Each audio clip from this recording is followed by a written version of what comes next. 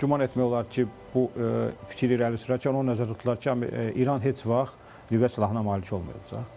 Rusiya da mövqedən çıxış edəcək və bundan sonra Moskva beynəlxalq birliyin ABŞ başda olmaqla İranın nüvə proqramını nəzarət edən yeni mexanizmin yaradılmasının əsas iştirakçılarından biri olacaq.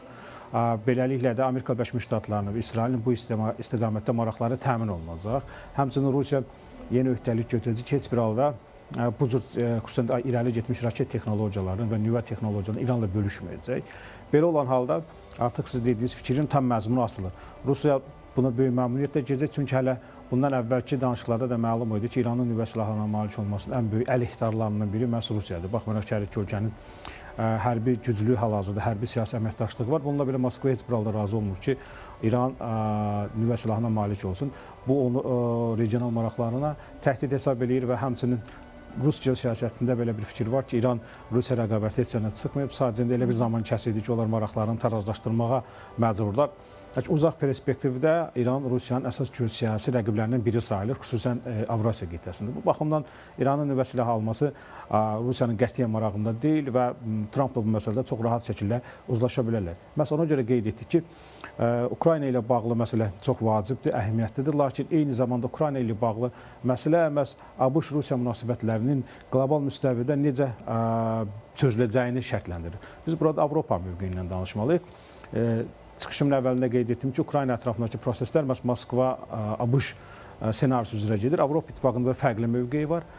Niyə? Çünki Avropa İttifaqı hal-hazırda Ukraynanı özünün xüsusən güclü orduya malik, güclü iqtisadiyyata malik Ukraynanın özünün istehkamı görür. İstehkamı kimi görür, Rusiyanın istehkamı görür.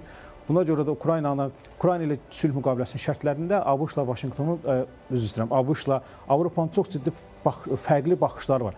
Moskvanın şərtlərində çox güman ki, böyük ehtimalla əsas şərtlərdən biri də məhz Ukraynanın zərbə silahlarına malik olmayan və müəyyən məhdudiyyətlərlə üzləşən silahlı qüvvələr yaratması olacaq.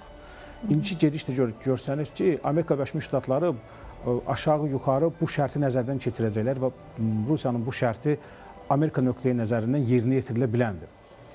Lakin bu aspektdə Avropalılar tam fərqli fikirləşirlər. Avropalılar isə düşünürlər ki, əksinə həm Ukraynanın təhlükəsinə təminat verəcək xarici hərbi qüvvələr yerləşdirilməlidir, həm də Ukraynada güclü silahlı qüvvələrə malik olmalıdır. Çünki burada çox vacib bir məsələ var.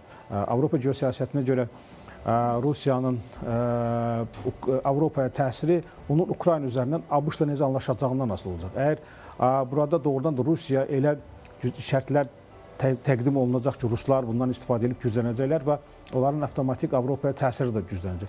Lakin Ukrayna sövdələşməsində Rusiyanın Avropaya təsirini məhdudlaşdıracaq şərtlər olsa, bu London üçün, o cümlədən Fransa üçün, Brüssel üçün ən əhəmiyyətli məqamlardan biridir. Bu şərtlər nə ola bilər? Bu şərtlər güclü Ukrayna, Ukraynanın güclü ordusu, Ukrayna Avropa İttifaqına üzvlüyü ilə bağlı zəmanətlər verilməsi, həmçinin Ukrayna ərazisində xarici hərbi kontingentin yerləşdirilməsi. Avropa İttifaqı hazırda bu istiqamətdə çalışır.